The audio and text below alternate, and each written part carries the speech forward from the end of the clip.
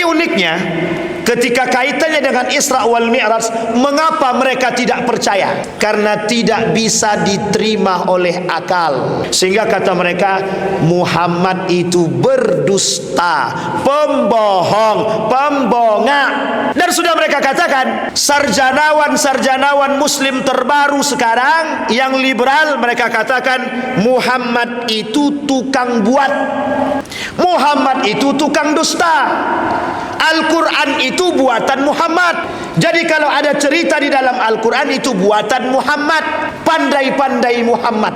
Hari ini Pak, sarjanawan muslim hari ini masih mengatakan hal yang sama.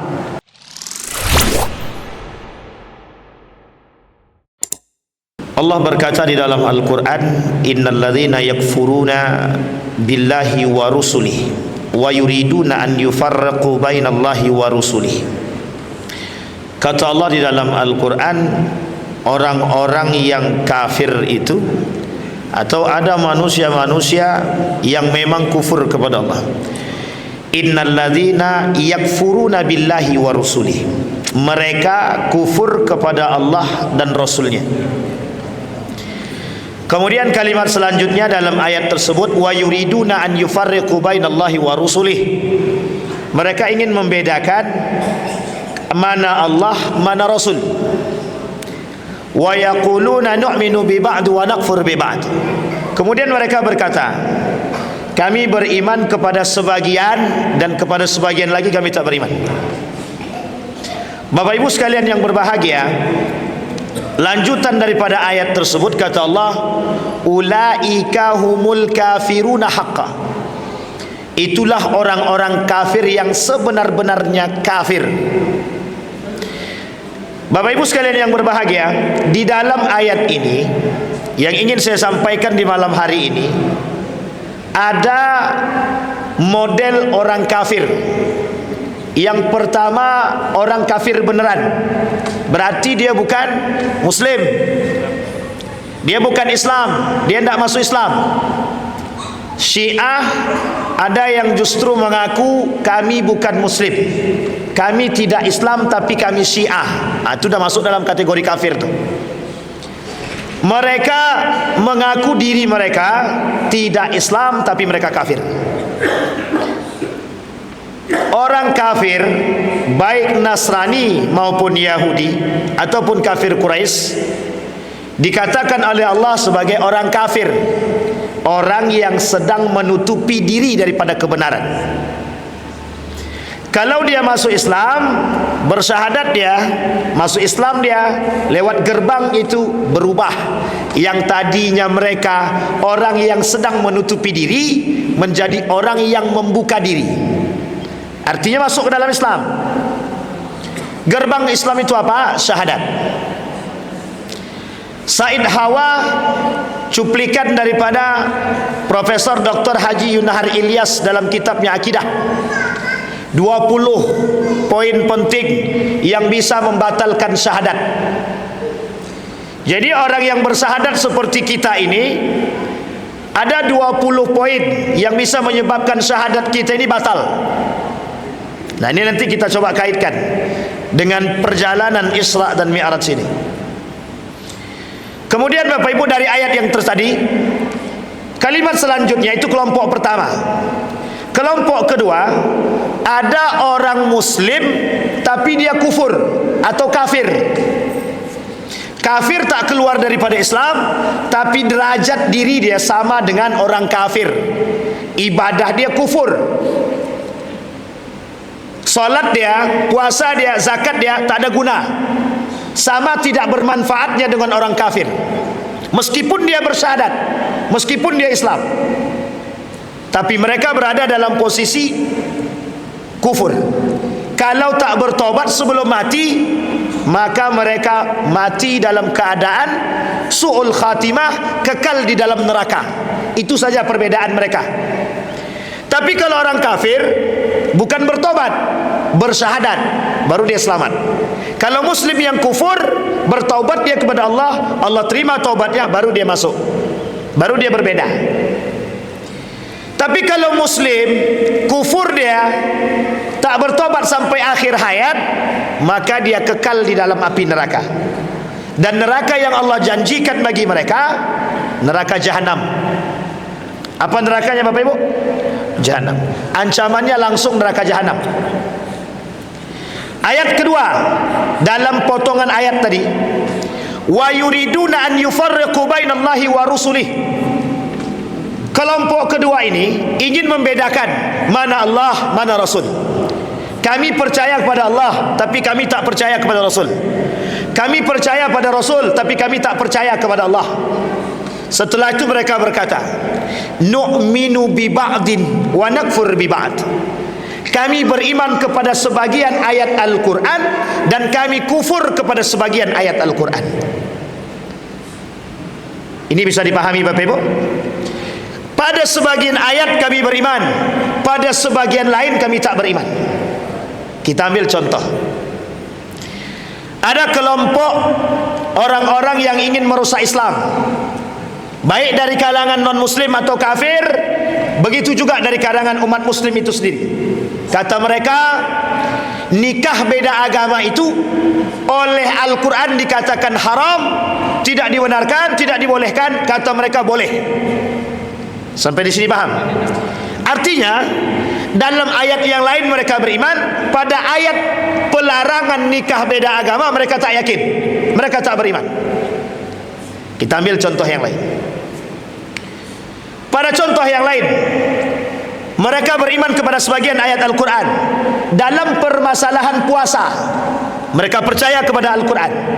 Kata mereka, sejalan dengan apa yang dikatakan oleh Al-Quran, ketika Al-Quran berkata diwajibkan kepada orang beriman berpuasa, mereka berpuasa, percaya pada ayat tersebut. Tapi pada ayat yang lain mereka tidak percaya. Ketika diceritakan kepada mereka tentang Isra dan Mi'raj, apa kata mereka? Kami berpaling daripada cerita yang tidak masuk di akal oleh kami. Sampai di sini bisa dipahami Bapak Ibu? Nanti kita kaitkan Pak.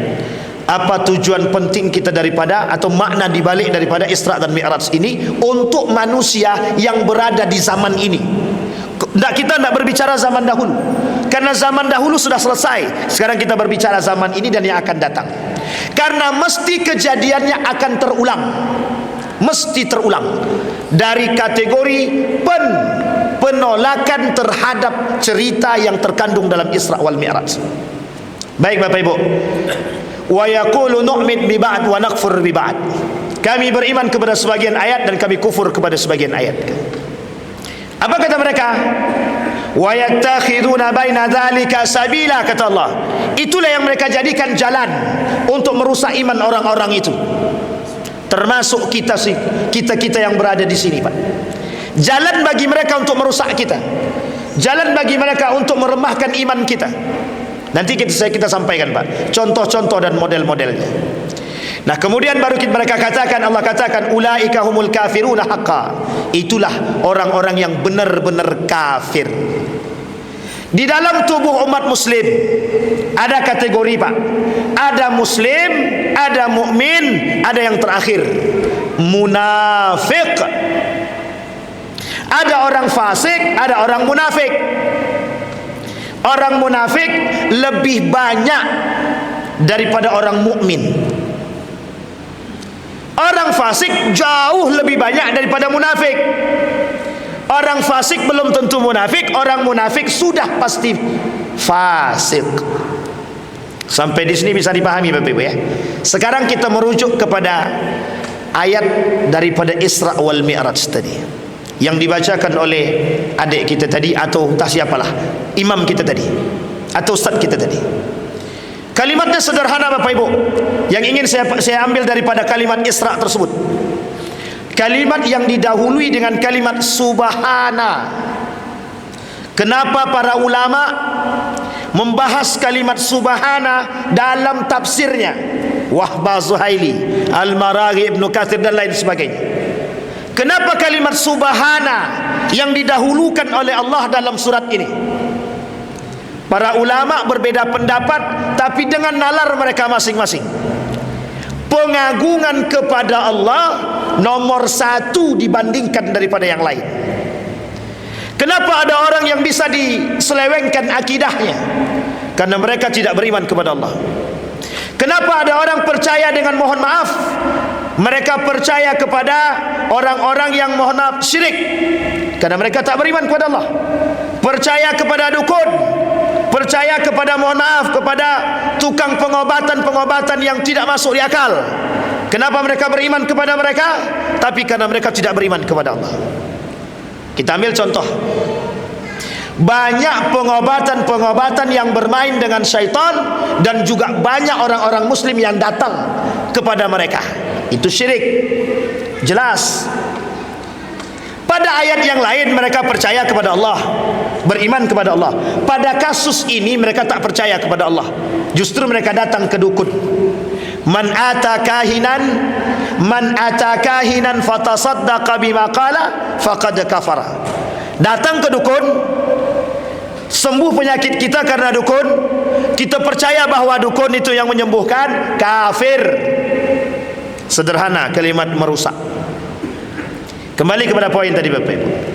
Di dalam poin ini Bapak Ibu, di dalam perjalanan Isra wal Mi'raj, oleh sekelompok kaum Yahudi, Nasrani dan orang-orang kafir Quraisy menolak kebenaran Isra wal Mi'raj dalam nalar akal, bukan dalam nalar iman. Sampai mereka katakan di dalam ayat Al-Quran itu dalam dua bentuk kalimat. Kalimat pertama mereka katakan sihrum mubin, Muhammad itu tukang sulap. Sehingga mereka kata ayat-ayat Al-Quran ini sihrum mubin. Apa itu? Sihir yang nyata. Yang kedua mereka sebut di dalam Al-Quran dengan kalimat asatirul awwalin, dan ini diulang oleh Allah berkali-kali. Apa artinya asatirul awwalin? Dongengnya orang-orang terdahulu. Tapi uniknya, ketika kaitannya dengan Isra wal Mi'raj, mengapa mereka tidak percaya? Karena tidak bisa diterima oleh akal, tidak bisa diterima oleh, sehingga kata mereka Muhammad itu berdusta, pembohong, pembongak. Dan sudah mereka katakan, sarjanawan muslim terbaru sekarang yang liberal, mereka katakan Muhammad itu tukang buat, Muhammad itu tukang dusta, Al-Quran itu buatan Muhammad. Jadi kalau ada cerita di dalam Al-Quran itu buatan Muhammad, pandai-pandai Muhammad. Hari ini Pak, sarjanawan muslim hari ini masih mengatakan hal yang sama. Kalau kita kembalikan dengan sejarah, yang ngomong asatirul awalin siapa? Orang Yahudi, Nasrani, kafir Quraisy. Mereka katakan cerita di dalam Al-Quran dongeng-dongeng belaka. Seorang wanita baru-baru ini bernama Kumaila mengaku hafal Quran. Dia katakan bahwa Al-Quran itu dongeng belaka. Ulil Absar Abdallah, doktor, dia katakan bahwa cerita di dalam Al-Quran adalah dongeng belaka. Itu manusia zaman sekarang, kedua-duanya masih hidup. Kalaulah orang dulu sudah berkata demikian, maka cerita ini akan diulang. Penolakan terhadap kebenaran Al-Quran, termasuk cerita di dalamnya, akan pasti terjadi sampai hari kiamat. Siapa mereka? Siapa mereka? Orang-orang yang nu'minu bi ba'd wa nakfur bi ba'd, beriman kepada sebagian ayat Al-Quran dan kufur kepada sebagian ayat Al-Quran. Siapa mereka? Orang-orang munafik. Bapak Ibu sekalian yang berbahagia, munafik ini Bapak Ibu, kata Syekh Saleh Fauzan, kata beliau, ini ulama salafi, kata beliau, Syekh Saleh Fauzan bilang, an-nifaq tunqasimu ila qismain. Nifaq itu terbagi dua. Satu nifaqul asghar dan satu lagi nifaqul akbar. Dan ini penting untuk kita jadikan acuan perkataan beliau. Kenapa penting bagi kita? Karena pemahaman munafik ini sangat berbahaya di tengah umat muslim hari ini. Kenapa kok seperti itu Pak Ustaz? Karena hari ini penggerogotan dan pendangkalan dan penyimpangan akidah itu dilakukan oleh bukan orang kafir, tapi orang muslim itu sendiri, melalui lisannya para kaum munafik. Izharul Islam wa ibtalul kufri. Mereka tampakkan keislaman mereka, mereka sembunyikan kekufuran mereka kepada Allah. Kita ambil contoh. Ketika perjalanan Isra wal Mi'raj, naik ke atas Mi'raj, turun selesai satu malam. Yang percaya siapa? Dari sejumlah umat muslim yang ada, siapa yang percaya? Cuma Abu Bakar. Yang lainnya percaya. Bapak Ibu, itu kita belum hadir. Kalau kita ketika itu ada di tengah mereka, saya sangat yakin kita juga termasuk orang yang tak percaya. Kurang beriman apa mereka yang beriman kepada Nabi dan kepada Allah dan Rasulnya? Hanya Abu Bakar yang percaya. Sebagian para sahabat yang lain ada yang meragukan. Bahkan sebagian besar di antara mereka murtad. Dan uniknya, paman beliau mengatakan, tertawa dengan begitu senang dipanggilnya Abu Bakar untuk menceritakan, Muhammad, ceritakan kembali apa yang kau ceritakan kepada Abu Bakar. Apa kata Abu Bakar? Sekalipun Muhammad berbohong, aku percaya. Itu yang disebut dengan iman. Maka kalimatnya dimulai dari kalimat subhanallah, subhanalladzi. Hei orang beriman, iman dulu sama aku, kata Allah. Kalau kalian sudah beriman kepada Allah, apapun yang dikatakan oleh Muhammad pasti benar. Itu yang dilakukan oleh Abu Bakar. Abu Bakar tak lihat yang lain. Yang dilihat oleh Abu Bakar iman. Sekarang saya katakan kepada Bapak Ibu, seorang profesor berkata begini kepada saya. Kata beliau, Wan, bukan persoalan cerita di dalam Al-Quran itu benar atau salah, tapi bagaimana cara kita mengambil faidah, hikmah daripada cerita yang terkandung di baliknya. Betul apa salah? Bapak-bapak, ibu-ibu, betul apa salah? Saya ulangi sekali lagi, Bapak Ibu. Nampaknya terlalu serius nih. Karena kajiannya agak serius banget, Ustaz. Tidak serius loh, Pak. Ini kita nih sedang diinjak-injak mereka. Jadi kalau kita tak tumbuhkan semangat, nanti kita lihat dalam perjalanan Isra ini ada nilai jihadnya atau tidak, kita lihat. Kata profesor itu kepada saya begini, Wan, cerita di dalam Al-Quran itu bukan persoalan benar ataupun salah, tapi bagaimana cara kita mengambil iman, mengambil keberkahan, mengambil hikmah atau pelajaran penting daripada cerita yang terkandung di baliknya. Betul apa salah? Betul Pak ya? Betul ya? Satu Pak. Satu baru. Ini belum banyak lagi Pak, baru satu baru. Semua kita tertipu dengan lisan mereka. Sudah disampaikan oleh mereka, Pak. Seorang pemuka tokoh munafik pada masanya menceritakan tentang Muhammad. Ini bukan persoalan Muhammad, bukan persoalan kita atau kami beriman kepada Muhammad atau tidak, tapi bagaimana meninggikan agama dalam tipu daya mereka. Apa kata sahabat yang lain? Betul juga itu. Nah, sama kayak sekarang. Benar kata dia. Padahal itu salah. Halus tapi sangat berbahaya. Cerita di dalam Al-Quran bagi orang beriman 100% wajib benar.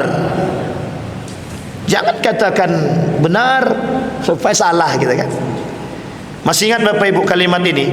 Saya ulangi sekali lagi. Nanti kalau Bapak Ibu ketemu dengan orang-orang yang seperti ini bicaranya, meragukan Al-Quran, nanti langsung skamat aja. Itu calon-calon munafik namanya. Apa kata mereka? Bukan persoalan benar ataupun salah cerita di dalam Al-Quran, tapi bagaimana cara kita mengambil hikmah di balik cerita. Itu kalimat yang halus tapi sangat berbahaya, merusak akidah kita dan iman kita kepada Al-Quran. Pertanyaannya, cerita dalam Al-Quran benar atau salah? Wajib betul. Kalau mereka katakan tidak benar cerita dalam Al-Quran, berarti mereka tidak beriman kepada Al-Quran. Sekarang saya balikkan. Kalau tak beriman kepada Quran, kira-kira kafir apa tak kafir? Kurang satu rukun iman berarti. Jadi 5. Sampai di sini bisa dipahami Bapak Ibu. Ini poin penting Pak, poin penting bagi kita.